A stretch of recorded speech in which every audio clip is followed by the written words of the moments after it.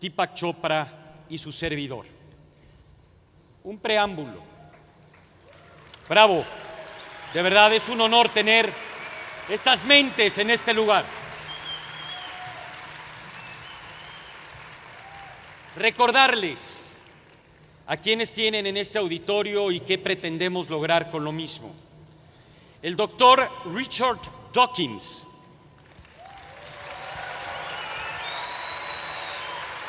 si pueden prender un poco las luces para que pueda ver tanto Richard como Deepak, el auditorio que tienen.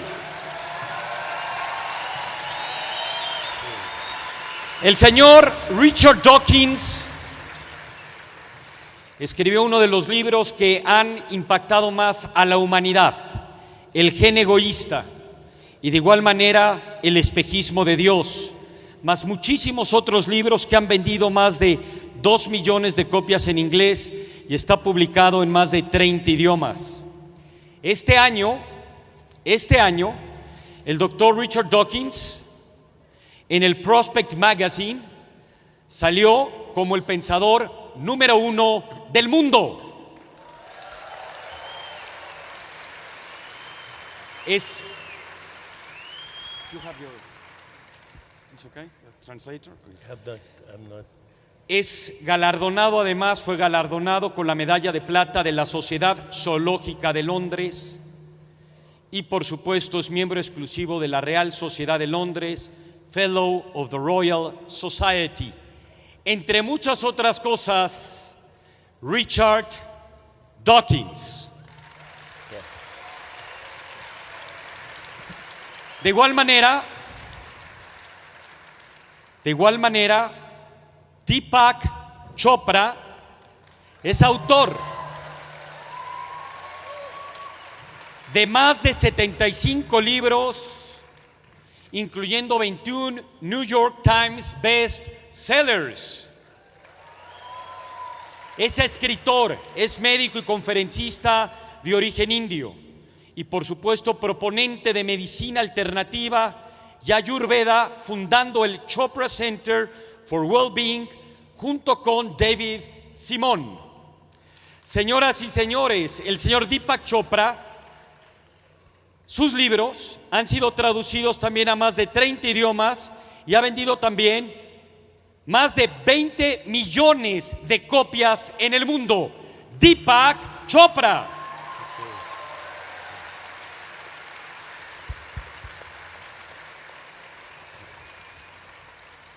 Para lograr este encuentro tuvimos muchas reuniones en Londres, telefónicas, desde San Diego, y llegamos a los siguientes acuerdos desde hace más de 8 meses que empezó esto. Primero, esto no es un debate. This is not a debate. It's a dialogue. Es un diálogo, es un encuentro. Queremos conocer a profundidad qué es lo que se opina y lo que se piensa sobre 3 temas fundamentales. El primer tema es si realmente el universo tiene un propósito, si hay un para qué en la vida, si hay un sentido, o si por supuesto lo contrario es lo correcto, que no hay ningún propósito, la vida es la vida, la evolución es la evolución. Tema número 2, si la religión es buena o mala para la humanidad. Y tema número 3, la relación entre ciencia y espiritualidad. ¿Existe una física cuántica dentro de la espiritualidad y por lo tanto la espiritualidad es parte de la ciencia? ¿O eso es una charlatanería y la física cuántica ha sido abusada, mal interpretada y mal expuesta por la gente que cree en esta conciencia y en esta espiritualidad? Con base en estos 3 temas, tanto Richard como Deepak propusieron preguntas. Las preguntas de Deepak se encuentran aquí, las de Richard se encuentran aquí. Ellos podrán utilizar preguntas de aquí o de allá, o si quieren, hacer sus propias preguntas, porque sobre la evolución de este diálogo surgirán cosas que con antelación, por supuesto, no llegaron a suceder. Sin embargo, también tenemos unas pelotas transparentes que de vez en cuando vamos a sacar, que son preguntas realizadas por algunos de los speakers. A todos los speakers de las Suelas Ideas se les invitó a hacer preguntas. Algunos las enviaron. Reglas del juego.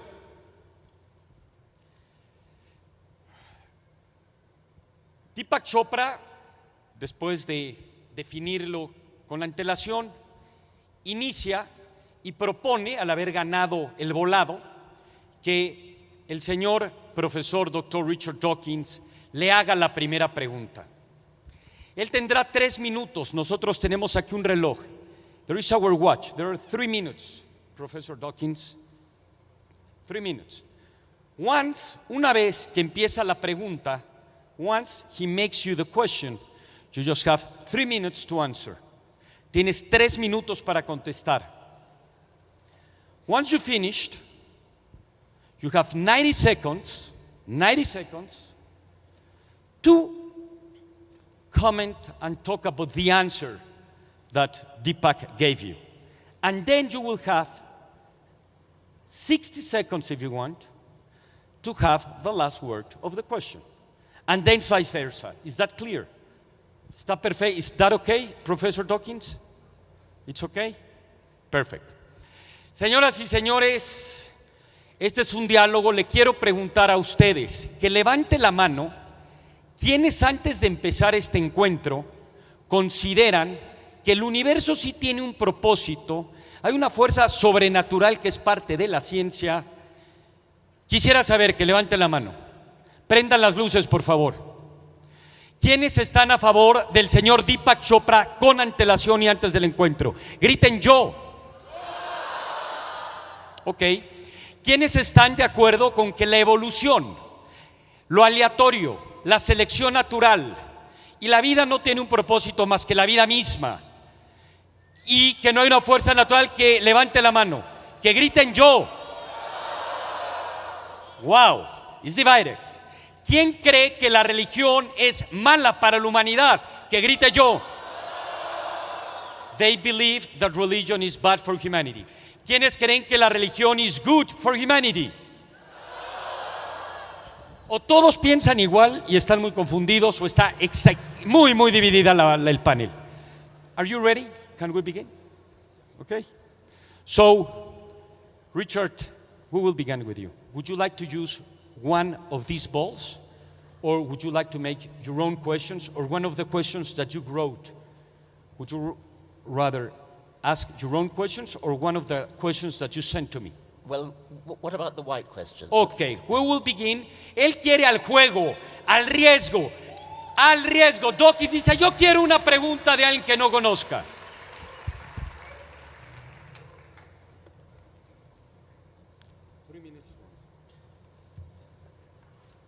Mira, la pregunta es nada más y nada menos. This question is from Alan de Botton. Wow. En español se las digo y ahora en inglés. ¿Alguna vez es suficiente? En inglés, is it ever enough simply not to believe? What else can one believe in? ¿Alguna vez es suficiente simplemente no creer? ¿En qué más puede uno creer? Let me see the question. I didn't hear what. Is it ever enough simply not to believe? What else can one believe in? Please. Okay, so let me start out by saying that, in my opinion, all belief is a cover-up for insecurity. All belief. If I asked you, do you believe in electricity or gravity, you would find that a ridiculous question. So I'm not here to convince you that you should believe in anything, especially the supernatural. I'm here to ask you the most fundamental question that was posed earlier. Does the universe have a purpose? And there are 2 ways of looking at it. If you look at it from the top down, from the point of view of biological organisms, it looks like biological organisms are purpose-driven. Even a nematode or a small microorganism has some kind of sentience. It senses the environment, it processes it, it gets away from predators, it looks for food. So to me, biological organisms are purpose-driven, there's no question. In the human nervous system, that takes on questions like, do I have a soul? Does God exist? What is the meaning of life? Why is there a universe? Why is there awareness? Is there truth, goodness, beauty, harmony? Is evolution merely random mutations and natural selection? Or could there be other factors? Could it be guided by awareness and behavior? These questions occur to human beings. But I would say all organisms are purpose-driven.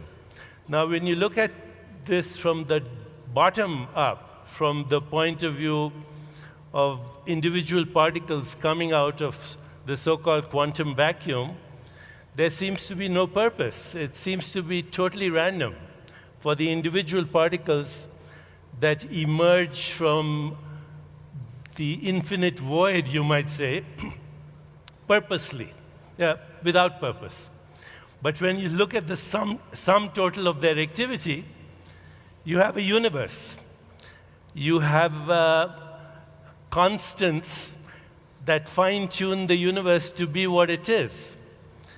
You have precise laws of nature which make sense to a rational human being.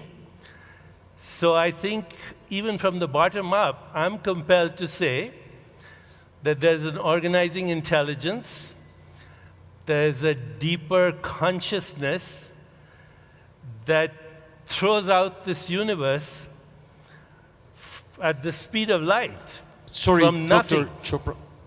Time is over. Thank you very much. Un aplauso, por favor. So now, There is no question but that... you have 90 seconds, please. There is no 90 segundos en el reloj. There is no question, of course, but that individual organisms, nematode worms, birds, kangaroos, anything you like, behaves as if they have a purpose. You described apparent sentience on the part of worms. They react to stimuli, they approach things. Individual organisms, animals, plants, bacteria, all behave as if they have a purpose. That's precisely the problem that Darwin solved. Why do living things look as though they've got a purpose? Darwin showed showed the answer to that problem was evolution by natural selection. But that's a very, very different matter from saying that the universe has a purpose. This is a complete confusion of scale. Individual organisms have a purpose for reasons we understand very well, Darwinian reasons, but that is 100 miles, 1 million miles from saying that something like the universe has a purpose. Purpose came into the universe late. It came into the universe late after the Darwinian process had got going, had produced nervous systems, had produced brains. Brains are things that have purposes. Brains have purposes. Brains, in the case of human brains, make machines which also have purposes. But that's the correct understanding of purpose. To push purpose back to the universe itself is to make a complete confusion. You have, Deepak, 60 seconds. I think the confusion is because Dr. Dawkins looks at biological organisms as separate from the universe and not as activities of the universe. You and I right now are an activity of the universe. And as an activity of the universe, we are expressing purpose. But Dr. Dawkins did not address why the universe is fine-tuned so that we can have this conversation. Why are the laws so rational? What is the origin of these laws? To bypass that, we would have to propose 10 to the power of 500 universes that randomly arise from nothing. Not only is the universe arising from nothing, but this nothing seems to be the womb of creation, where nature goes to the same place to create a galaxy of stars or an electrochemical impulse in your own neural networks? Thank you very much.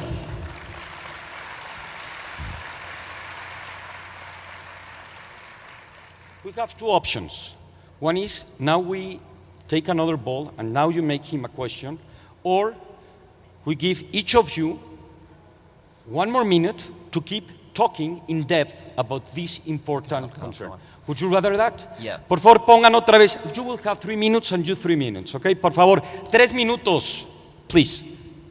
The issue of the fine-tuning of the universe, of course, is a completely different one, and it's a very interesting one which we can talk about. However, that was not what you were originally talking about. You were originally talking about the apparent purposefulness of living organisms, which is striking. I mean, it's a very, very important aspect of living things. That's why we needed Darwin to explain it. Darwin did explain it. Darwin explained how, starting with no purpose at all, nothing that you could call purpose, the laws of physics, working through this remarkable process called evolution by natural selection, gave rise to cells, to nerve cells, to nervous systems, to brains, to the illusion of purpose. Well, indeed, the very genuine purpose, because in living things, purpose is a very genuine phenomenon. We understand how it happened because of evolution. Now, to go back to the universe is another matter entirely. And now you've changed the subject and talked about the alleged fine-tuning of the universe, which is a very important and interesting question, one that is in the province of physics. You and I are both biologists, not physicists, but we can have a go at talking about it. Some physicists have alleged that the fundamental constants of the universe are very fine-tuned, such that if any of them were any different, the universe would not come into being the way that it is, and we wouldn't have stars, we wouldn't have galaxies, we wouldn't have chemistry, we wouldn't have life, and we wouldn't have us. Some physicists dispute the alleged fine-tuning. Other physicists say that we don't yet understand enough about physics in order to know where those fundamental constants come from. Yet other physicists still talk about a multiverse in which there's a very large number of universes, and most of those universes do not have the physical constants tuned in order to give rise to us, but a tiny minority do, and by the anthropic principle, we clearly have to be in one of those universes that does have those properties. 3 minutes is an absurdly short time in which to talk about this, and it wasn't the original question, but perhaps we can come back to it on with a later discussion. Muchas gracias. Dr. Chopra, he just want to use 2 minutes. You have 3 minutes like he had it. Okay. Whatever you want. So Dr. Dawkins, you and I are both have biological backgrounds, and we have both dabbled a little bit in quantum physics. I have to say that my current book is co-authored by a chaired professor in genetics and neuroscience at Harvard. I am writing and have papers accepted in professional journals on quantum biology and neuroscience, and I can give you the citations later. But there's a school of scientists who believe that if you look across the universe, it shows the following properties: sentience at all levels. By sentience, I mean the ability to sense information, process it, and come up with an intelligent response. Complementarity at all levels, which means that the universe is empirical, but most of it is actually non-empirical, non-observable. It is wave-like. When you don't know where these waves are, they'd have no units of mass and energy, and it is particle-like, which have units of mass and energy. So it gets weird at this level. But it also seems to be self-organizing, it seems to be self-regulating, it seems to be self-evolving. It's an evolution. Of course, I'm not arguing with you that Darwin is right or wrong. I think Darwin made the most major contribution that we can have to our understanding of the evolution of species. But that's not the question. The question is, does evolution itself have a purpose? And I think, yes, evolution has a purpose. It's evolution itself. Evolution is guided by awareness, by consciousness, and the purpose of evolution is maximum diversity, because that's what we see in the universe. And what we experience as perceptual phenomena are not fundamental reality at all, because every species has its own perceptual experience of the universe. These scientists that I work with say that awareness is a singularity, perceptual experiences are many, and the evolution of species is actually the evolution of consciousness to express itself as multiple observers, multiple modes of observation, and multiple objects of observation. We are the eyes of the universe looking at itself. This brain is the observation deck for the universe to experience itself. That's the purpose.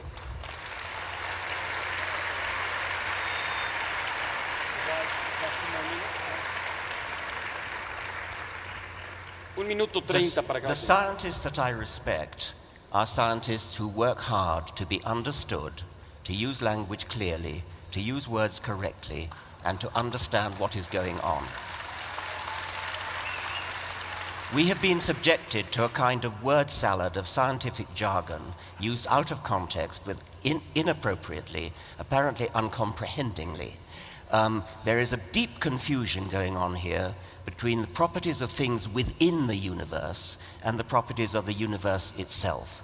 It is one thing to say that the universe contains objects that have sentience and the various other properties that you mentioned. Of course it contains objects that have sentience. We are among those objects. So are dogs.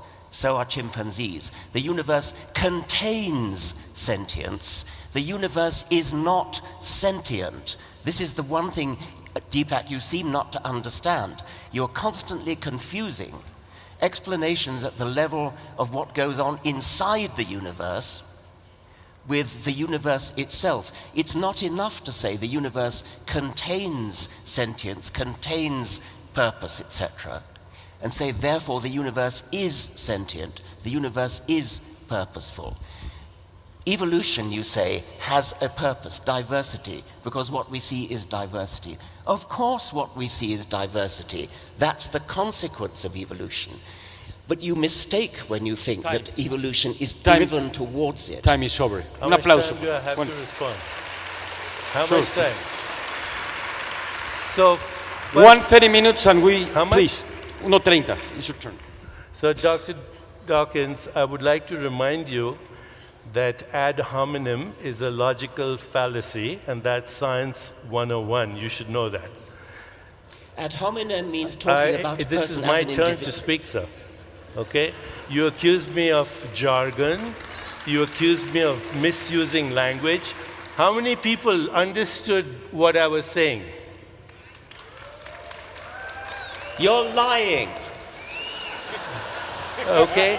Now, I just came back from a conference on science and non-duality where there were over 300 scientists, biologists, neuroscientists, etc., who totally get this language. So just because it sounds like jargon to you doesn't mean it's jargon. You know, when a doctor speaks to a patient, the patient thinks the doctor is speaking jargon. When a mathematician speaks to people who are not mathematicians, this is an evolving science, sir. We do not know the answers to the two most fundamental questions of existence. Number one, what is the stuff of the universe? We don't know. 96% is dark energy and dark matter. Of the 4% that's atomic, 99% of that is invisible hydrogen and helium. Time over. And we don't know why there is awareness. The two over. most fundamental questions of our existence. Please. Of course, 1:30, por favor. we don't know about dark matter, dark energy. That's why we need more science and better science in order to to solve that. You've changed the subject yet again. Let's talk about sentience. You say the universe has sentience. The universe doesn't have sentience. Things in the universe have sentience. Why do you confuse this audience by saying the universe has sentience? Can you tell me what the composition of the universe is? That wasn't the question. No, because you're talking things, right? Things are basically the atomic universe is stardust, and stardust has sentience in you and me. According to people like Freeman Dyson, even atoms have sentience. Atoms have no sentience. You disagree with Freeman Dyson? Yeah, then? if that's what he says, which I doubt, I disagree with him. Atoms do not have sentience. Atoms contribute to making brains. Brains have sentience. You need a highly complicated organization. It's a fundamental error to say that because a complicated thing has a quality like sentience, musicality, mathematical ability, and is made of atoms, therefore the atoms have sentience, musical ability, mathematical ability, etc. They do not. Atoms have to be arranged in complicated organizations, complicated structures interacting with each other, and then you will get emergent properties such as sentience, such as poetry, such as mathematical ability, such as spirituality. These things do not inhere in the atoms themselves, or if they do, you've got a hard job to prove it. You have a hard job to prove it? Can you prove it? I'm sure you're aware of the hard problem of consciousness. I'm sure you're aware that we have no science that tells us why we have any experience, whether it's mental, subjective, or it's an experience of the objective world. How photons coming and hitting our retina create the experience of a three-dimensional reality in space and time. This is the hard problem. It's the most fundamental problem in science. First, what is the stuff of the universe? And second, why is there awareness of the universe? Is awareness of the universe and the universe the same thing? Because if there was a universe outside of your awareness, for all practical purposes, you would never know it. So to say that sentience is an emergent property is assuming that only brains produce consciousness, whereas in fact, even a single fertilized cell, when you were conceived, was fully alive, was fully aware, and did not have a brain. It was present, it was aware, and it differentiated into trillions of cells, more than all the stars in the Milky Way galaxy, to create who you are. So to say that sentience requires an emergence through evolution, instead of saying that actually evolution could be driven by consciousness, these are the questions that some people are asking. And if you propose that sentience is an emergent property, then answer to me why there is no science that can actually give us an explanation to the two most fundamental questions of our existence. What is the nature of the universe? What's it made up of? And why is there sentience? Why is there sentience? You know, we talk about sentience as not just human sentience, which is, of course, you know, an evolutionary process, but sentience came from sentience. Have you seriously...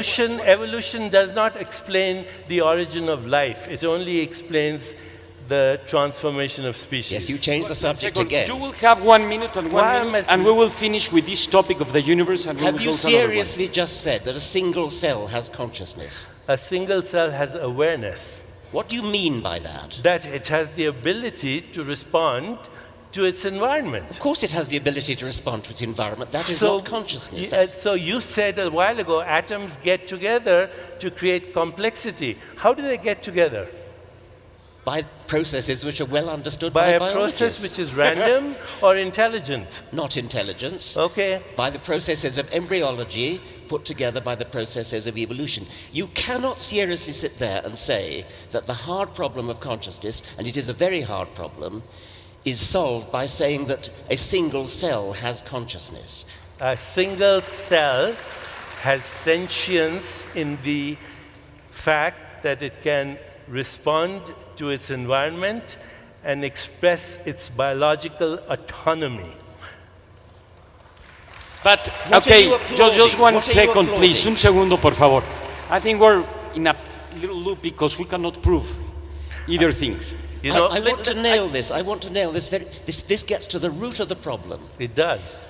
Consciousness is something very, very complicated. Of course, we don't understand it. That's why it's called the hard problem. It's something that happens when brains reach a certain level of complexity. Now, a single cell, a single neuron, a single amoeba, a single cell, a thermostat even, has sentience in your sense.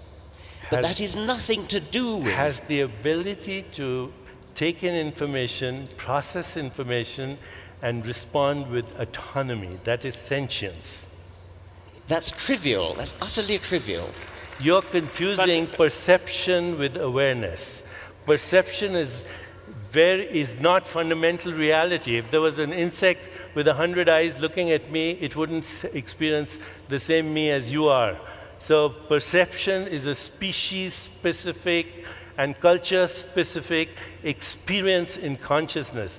It has nothing to do with fundamental reality, the awareness that differentiates into what we call, in us anyway, cognition, perception, imagination, insight, intuition, creativity, choice, freedom, the desire for meaning, purpose. All of that are expressions of awareness as consciousness and influence everything that we experience in life. You think a single cell has that? And you think A a single single cell cell has that? has a rudimentary form of awareness. Do you think And an we atom ev- has that? Sorry? Do you think an atom has that? According to Freeman Dyson, yes. Freeman Dyson says an atom has awareness. Yes, sir. Check it out. Señoras Check y it out. señores, un aplauso para los dos. Check ¡Qué it out. extraordinario! Also, Deepak, 1 second, please. At the end, the problem is that we cannot prove it very well, and we'll talk about it in that, but just 1 second. Changing a little bit about the topic, the second box of our dialogue has to do with science. I have been very surprised that you, for example, you mentioned, well, both of us, we share the same background in biology, in medicine, in science. The question is, how come that you share the same scientific background and you differ so much? My question is, are there two types of science? Or he went to a school that it was not really a very good school, or you went to the wrong school, or what's going on here? Or there is a physics quantics for you and for... Please explain me, how could you share this background? Would you like to go first, or you want me Yes. to go first? 3 minutos, por favor. My attitude to science is that we are fundamentally trying to understand how things work. Science is very difficult. It's very difficult to understand how things work. The hard problem of consciousness has been mentioned, the problem of the origin of the universe, the problem of the origin of life, the problem of how life has this uncanny appearance of being designed, the size of the universe, the scale of the universe, how embryology works. These are all deeply difficult questions. They require hard scientific work, and in all cases, I think I'm right in saying that scientific work consists of explaining complicated things in terms of the interactions of their parts or of simpler things. So we always try to explain complex things in terms of simpler things. We do not resort to magical language. We do not snow our audience with highfalutin sounding words that don't actually mean anything. We use words that actually have meaning. We use expressions that can be tested. We work hard at understanding the universe in terms of its component parts. We don't invent superarching entities which have no explanation in themselves. We don't invoke ideas like the universe has consciousness, the universe has awareness, atoms have awareness. If we have a difficult problem like awareness, we explain it in terms of the interactions between small parts working together in ways that scientists understand. If Freeman Dyson ever said atoms are aware, then he's wrong. I don't think he said it. I think he should sue you. Wow. 3 minutos. 3 minutes. Ad hominem is a logical fallacy, science 101. I'm not going to resort to the tactics that you use, sir. Friedman Dyson said it, and so did Schrödinger say that consciousness is in the universe. Max Planck said that mind is the matrix of matter. I could go on and on about the pioneers of the early physics, the quantum physics, who were compelled to include consciousness as a fundamental aspect of reality.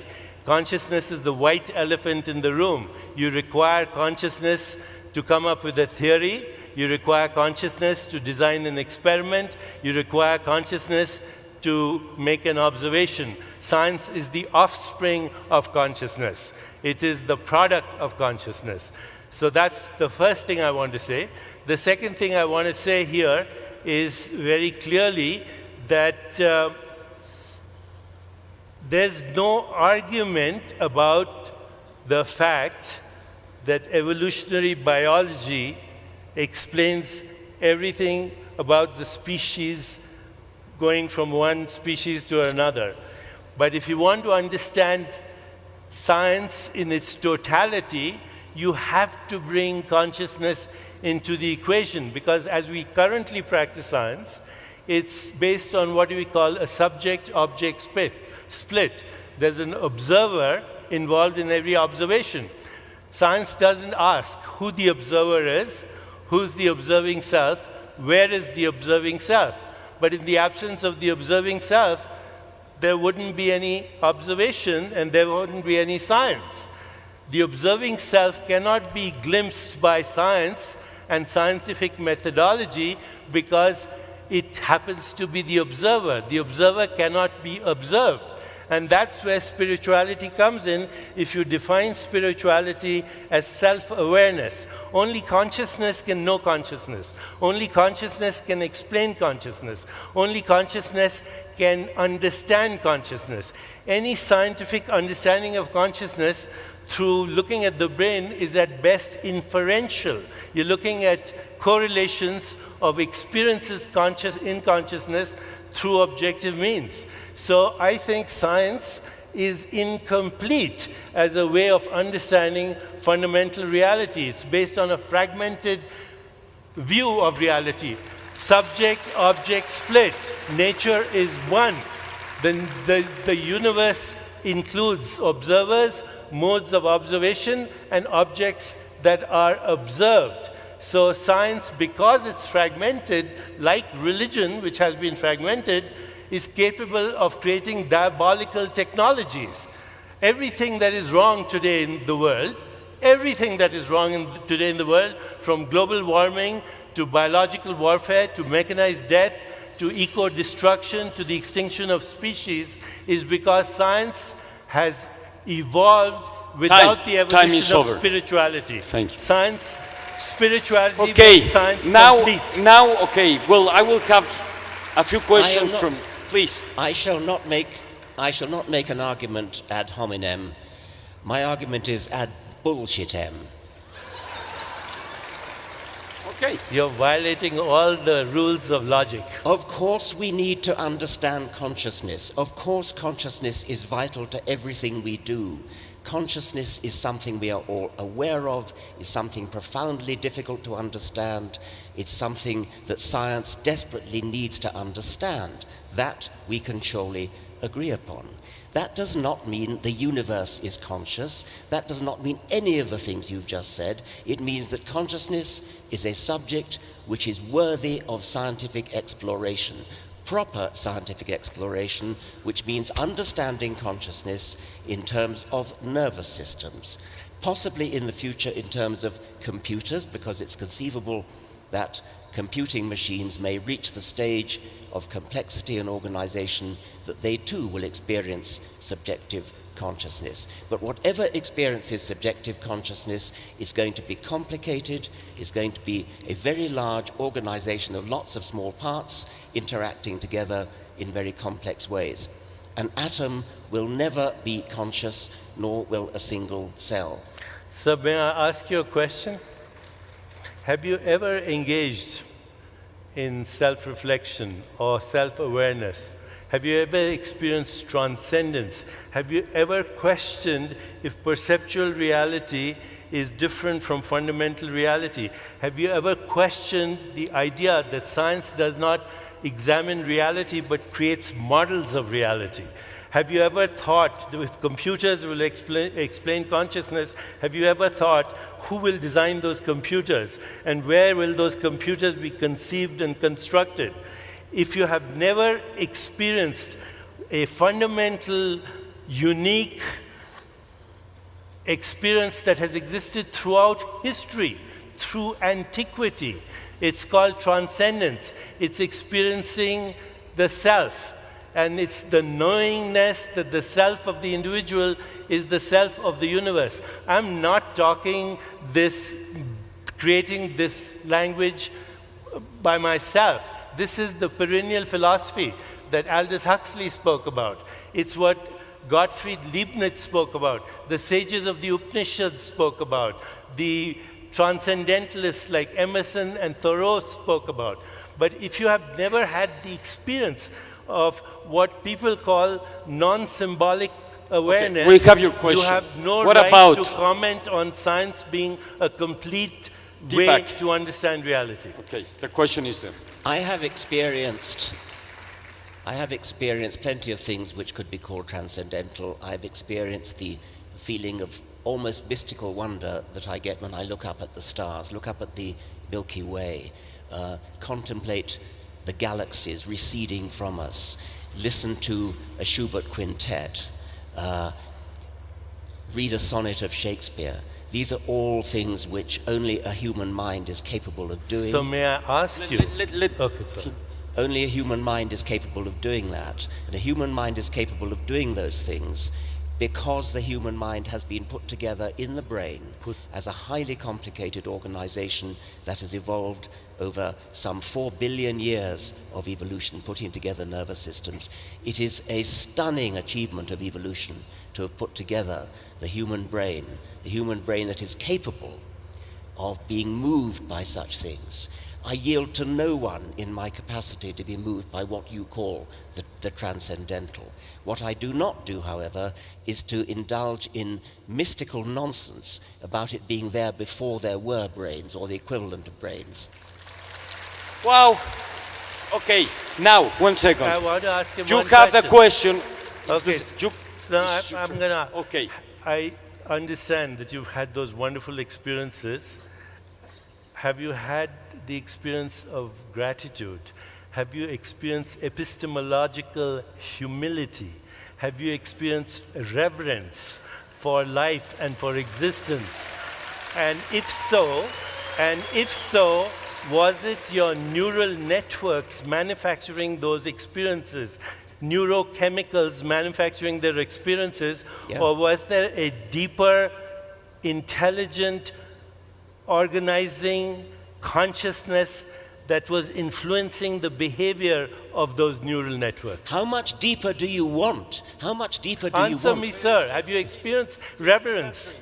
You have asked me, have I experienced gratitude? I experience gratitude to nothing in particular, but I feel gratitude.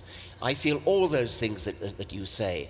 And I do not yield to you in my feeling of the depth of which it is, the depth of understanding that we have yet to fathom, yet to plumb, in order to understand what's going on inside the human brain. Who's boggles we? my Who's mind. We? Who's we? The scientific community. The scientific community. Yes.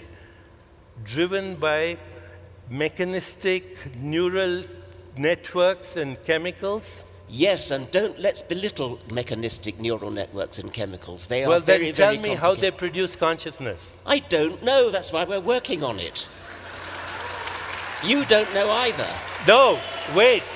You say you don't know, but you totally dismiss mystical experiences or experiences that have existed for thousands of years, subjective but nevertheless symbolically present in every tradition of the world, where people have experienced what I would call non-symbolic awareness, non-dual awareness, subject-object confluence, unity consciousness. You totally dismiss this because it doesn't fit your scientific worldview. I don't dismiss it for one moment. I don't dismiss it. I want to explain it. Who wants to explain it? A Just let him finish. I want to explain these experiences. Who's I? I want science to explain it. When you say I, who do you mean by I? Science, in this case. So I is science. No. That's just a dishonest, that's dishonest. It's... Please. I, as a scientist, want the scientific community to understand these wonderful experiences that mystics throughout the ages have experienced, and I believe that I've experienced something similar. I believe that you have experienced something similar. They need explaining, and they will be explained, if ever, in terms of brains. That's a promissory note. It is. In this economy, don't trust a promissory note.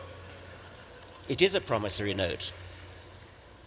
And then Nothing to be ashamed of. So you have extreme confidence in the way we do science. You're not open to a consciousness-driven science, a consciousness-based science. I don't know what that would even mean. An observer-based science. Observer-based science is another matter, of course. Science is necessarily observer-based. Well, observer is consciousness. We need to... Isn't the observer... You don't have a monopoly of consciousness. We all have consciousness. Okay. We're trying to Un explain aplauso para los dos. Wow. Vamos a ir a otro tema. We're going to another topic. We have talked a lot about consciousness. Probably have... Now I would like to ask you, Deepak, and then Richard, we have been talking a lot about, in Mexico and many places, that if we assume that there is this consciousness, we can work with this energy. And we have written a lot of books about it. And that you could actually attract things or make things happen. And there is a purpose, but there is also an intention. So my questions to you, and then I will make a question to Dr. Dawkins, is if you can really make this change and this energy to have a direction, how come you cannot change his direction and you cannot change the direction of a lot of people from here? What is the problem with this energy that you are not attracting to make things happen the way you understand the world, because there is a way to do it? We are all conditioned by the hypnosis of our childhood and conditioned by society, by ideologies, by religion, by history, by economics, and the prevailing scientific paradigm to look at the world in a certain way. And you asked the question, intention. I would ask, what's the origin of intention? Okay? Do you believe in free will, sir?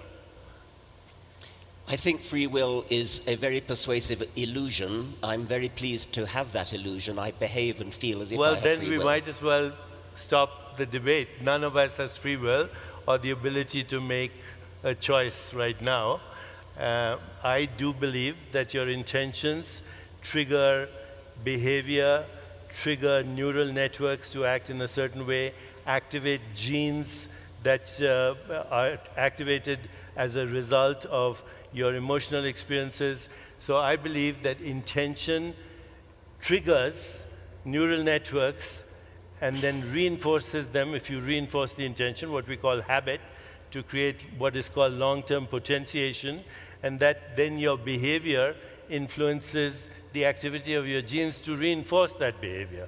So the fact is that you won't change anybody's mind here after the debate. In fact, those people who agree with Dr. Dawkins will go back stronger in their belief.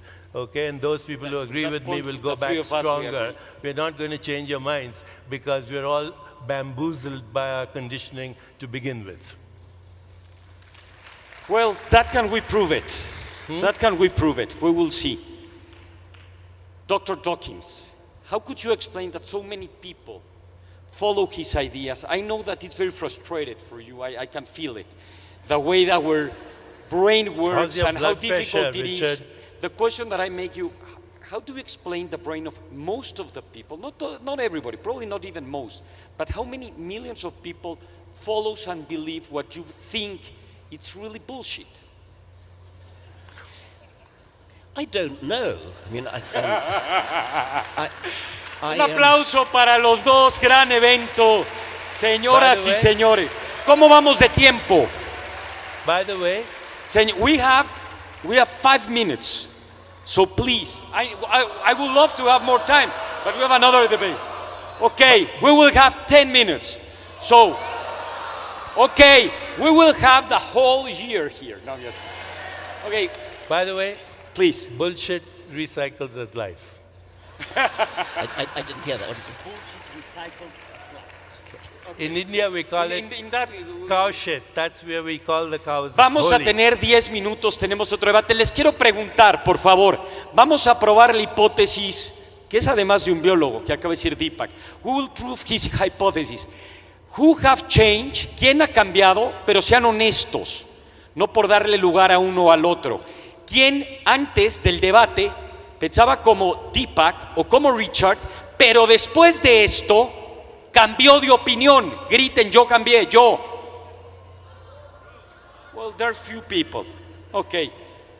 You have to ask him just one question, and we will talk 5 minutes in each of those topics, and the debate will be over, okay? So he asked a question. It's your turn, please. Or would you rather that we have another, you have a question from your own, please. Have something.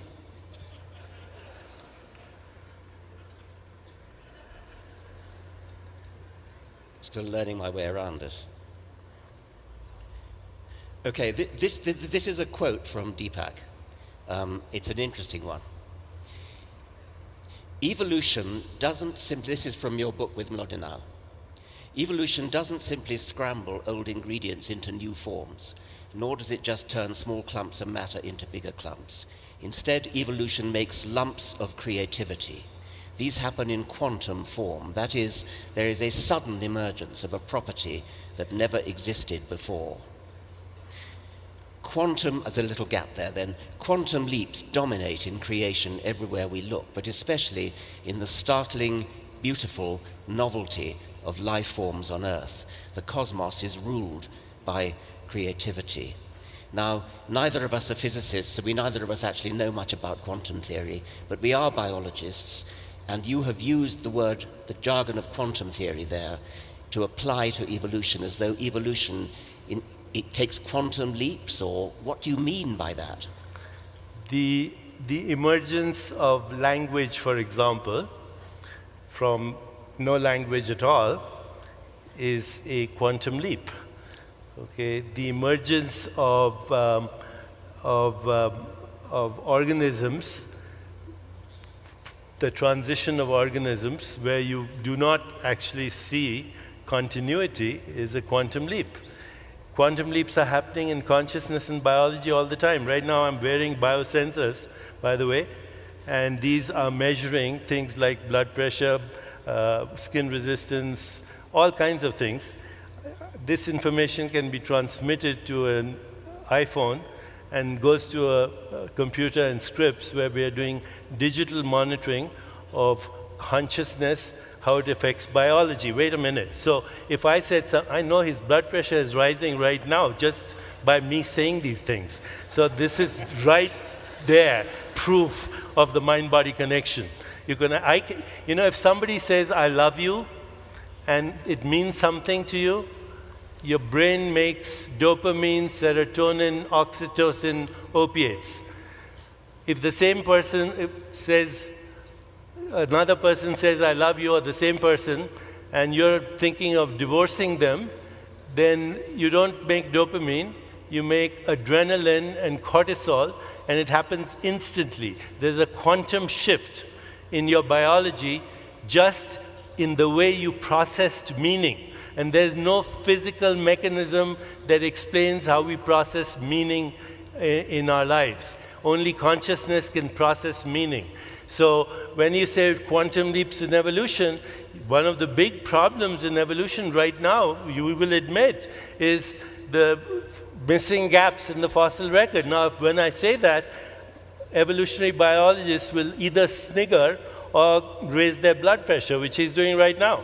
So, because they are so sure that evolution has only those two mechanisms, natural selection and random evolution. The current issue of the New Scientist has a feature article called "Do Organisms Guide Their Own Evolution?"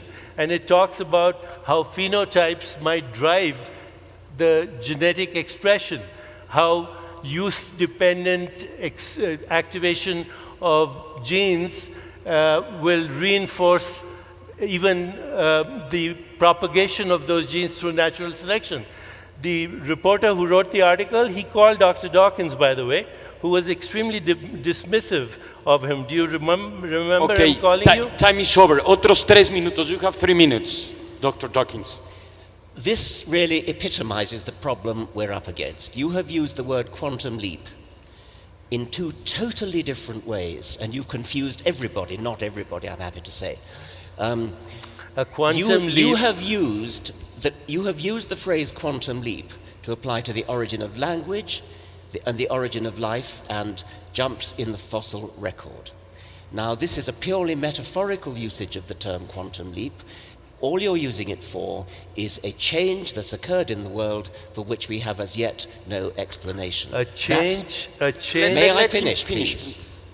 On the other hand, you have used the word quantum in the proper physicist sense. You talked about digital information going to satellites and things like that. In that case, you were talking about quantum theory in the true sense of quantum mechanics. You are bamboozling people by using quantum in two completely different senses, giving them the impression that there's something about modern physics, something about the spooky aspects of modern physics, which is relevant to things like the origin of language or the origin of life or breaks in the fossil record. Now, those three things, the origin of life, origin of language, breaks in the fossil record, are scientific problems.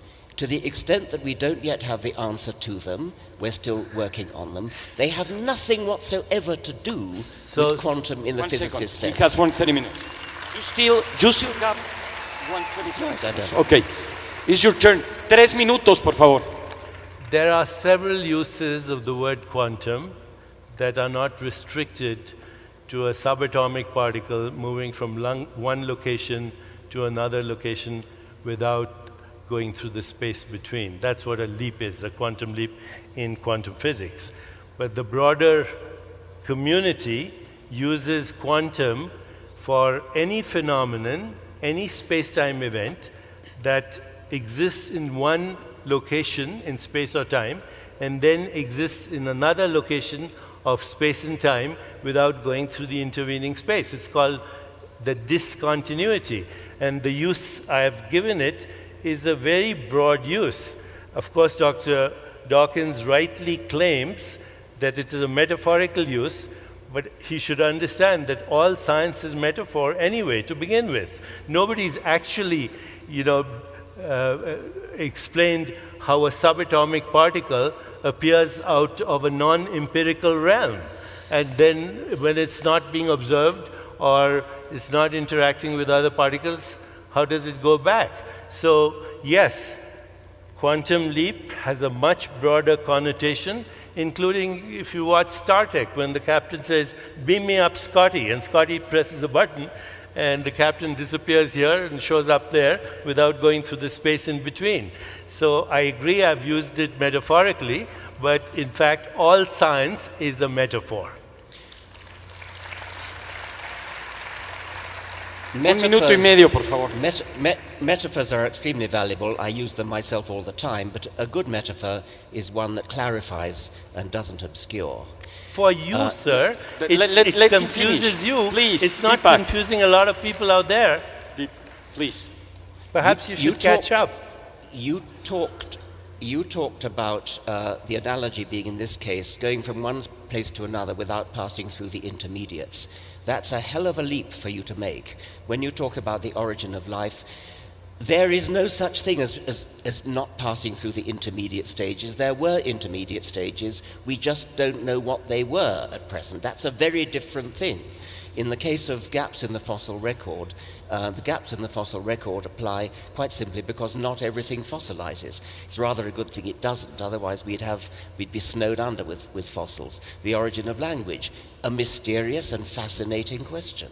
We don't know what the intermediate stages were, but we're absolutely sure there were intermediate stages. There were intermediate stages in all three cases. Now, it is true that in everyday language, in the English language, we do use the phrase quantum leap to mean something rather vague, but we don't bamboozle audiences by deliberately confusing that with a modern physics explanation which everybody, including you and me, finds hard to understand. Incidentally, because I was coming here and because I've been heavily criticized by the mainstream scientific community for my book Quantum Healing, including by Dr. Dawkins, I just, out of curiosity this morning, went to Google to look at the reviews of quantum healing when it first appeared in 1988. And there's a really good review, guys, in the New England Journal of Medicine of that book, okay? So again, Dr. Dawkins would like to check it out, just like he wants to check out Freeman Dyson, because it doesn't appear with his worldview. I have just had a paper accepted in a journal called Neuroquantology with 2 quantum physicists, including a chaired professor in a university in California. It's going to appear in December 25. I have written papers on quantum consciousness in the Journal of Cosmology, a special edition that was edited by Sir Roger Penrose. So, you know, I am not that loose with my language. I know when I use metaphor, and I know when I use it accurately as well. Thank you very much, Richard. Thank you very much. Let me just share very few things with you. We have been, actually, we're almost running out of time. It's pretty interesting that in the side of science, we still have a lot of questions, and we know that we have to have a curious mind, think about it, but we don't have all the answers, and this is the scientific mind. In the other hand, as we can see with the spirituality, probably in this side of the spectrum, he or somebody or many people have found or discovered many answers that scientists are still looking for. And probably the reference that Deepak put to support his work are the same that will support him or vice versa. And at the end will be a loop. And we have been talking around all this time into 2 big questions: the purpose of the universe, the awareness of the consciousness, the methodology that science uses, the methodology that spiritual people uses, and also we have talked about 2 kinds of sciences in a way. We share the same background, but we differ in all the results and the outcomes. The only question that we didn't answer, and we just have 2 minutes or 3, but I think it's also a very important topic for this day, it has to do with religion. And this will be the last opportunity to say something because it was part of the agreement. The big question was, is religion good or bad for humanity? And I know it's a very big question for 3 minutes to answer, but I don't want to leave this auditorium without having the chance to listen to your opinion. So we will begin with you. 3 minutes. Is religion good or bad? It's neither, and it's both. Religion, like any institution, has succumbed to cronyism, power-mongering, influence peddling, corruption, bureaucracy, and all the things that happen with organizing any activity. Is it good? Well, people have had religious experiences throughout the ages, which include transcendence, epistemological humility, reverence, gratitude, the feeling and emergence of Platonic qualities like truth, goodness, beauty, harmony, understanding that there is evolution in the universe. These are, I think, religious experiences, and they have been there throughout history. There is also, through religious experience, a shift in identity from personal identity to a broader identity that allows those people who have that experience to overcome their fear of death, to lose their fear of death. And there is, again, what I said, this deep humility and gratitude and reverence for the mystery of our existence. That's the religious experience. Now, of course, it can be corrupted, and people go to war and kill each other and do all kinds of abysmal things in the name of God and the name of religion. But that doesn't mean that the religious experience itself is invalid. Does science have good or bad aspects to it? A fragmented science, in the absence of evolutionary changes in our spirit or consciousness, creates the technologies I mentioned. You know, mechanized death, global warming, climate change, extinction of species, risking our own extinction. So I believe that we do need a broader science that accommodates spirituality, the spiritual experience, so we use what we know from science wisely, so that we can make the best use of scientific technologies.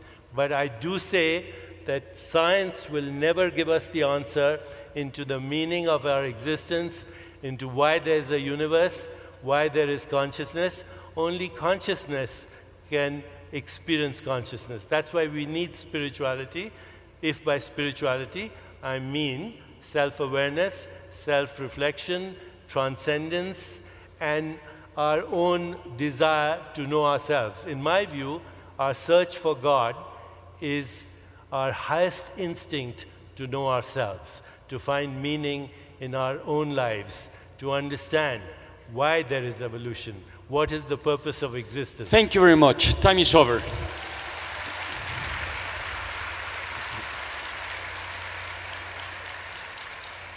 The question is not whether individual people who happen to be religious or who happen not to be religious are good or bad. The question is whether religion itself is. I think there are aspects of religion which are bad in themselves. I think that the idea of blind faith, believing something without evidence, and sheltering behind the right to hold faith, such that you can justify doing bad things because your religion, your faith tells you it's the right thing to do. Many good and righteous people who believe themselves to be good and righteous have done terrible things precisely because they believe that they're doing it for their God. So faith, blind faith, can have that bad effect. For myself as a scientist, I'm accustomed to saying that the thing that I really object to about religion is that it teaches us to be satisfied with not understanding, teaches us to be satisfied with pseudo-explanations which are really not explanations at all, things that sound good.